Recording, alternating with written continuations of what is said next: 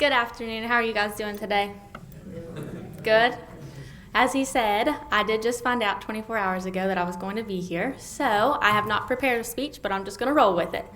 So, my junior year of high school is when I began my search for my college of choice. And it didn't take me very long to find the one that I wanted to choose. The University of Charleston came to one of our career fairs at my high school. I gathered up some information and I read about their programs. I had kind of been interested in discovering what radiologic science consisted of. So I researched that online and I found that the University of Charleston had a 4-year degree program, which is the only one in the state.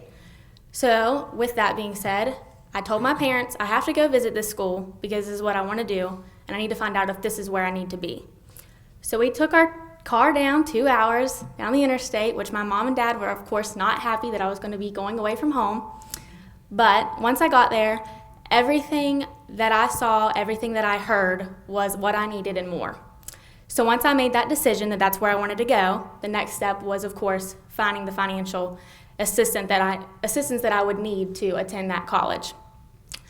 So I of course applied for all of the scholarships that I could. I wrote a ton of essays, and with the help of my guidance counselors, I succeeded at achieving the Promise Scholarship, and of course I was awarded some smaller outside scholarships that were just for certain things like books and maybe some lab fees and things like that. But the main one that I've noticed that has helped me the most and has impacted my college choice was the one that I've received, the Circle of Vision, and it was through the McDonough Foundation. Without that, I would not have been able to go to the University of Charleston. With that being said, the University of Charleston's mission statement, for those of you that are not familiar, is to educate each student for the life of productive work, enlightened living, and community involvement. And I can honestly say that every student that attends that school knows that mission statement, knows what it means, and knows why that is our mission statement.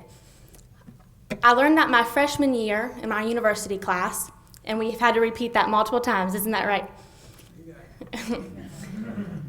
And I can attest to every aspect of that mission statement. The enlightened living part is a little tricky. A lot of times we're a little confused about what that could possibly mean. But when we take our classes and we have those one-on-one conversations with our professors, we're able to discuss our personal needs and what we want to come out of our education. That helps us to be able to live enlightened. Also, the productive work aspect. Like I said, I'm a radiology major. I just started my clinical rotations this semester. I was actually in clinic last evening until 10 o'clock. So I've had my hands in on everything that I can, and I know what it's going to be like once I get my degree and where I'm going to be working and things like that. I'm on a 4-year job interview right now because I'm hoping to work somewhere in the Kanawha Valley when I graduate. Also, the community involvement. He mentioned some of the things I've been involved in. I do volunteer at the Humane Society and things like that, but the most important part of my community involvement is just any opportunity that I get to give back to the community, I take it and run. I love signing up for community service and any opportunity that I have like that, and without that, I wouldn't be able to help and become a good citizen of the Charleston area. From where I'm from, it's a smaller town. Elkins, I'm not sure if you guys have visited. It's beautiful for tourism, but there's not much when it comes. Davidson-Elkins is a great school too, but they don't have a radiology program, so I had to head south. But other than that, I love to give back to the community, and Charleston is a lot bigger than Elkins, so I've had a lot of opportunities for that. So with that being said, I thank you again I'm honored to be here and being able to fill in for the student that had other commitments, but thank you again to the McDonough Foundation for my scholarship and everything that I can get out of it. I'm trying. Thank you.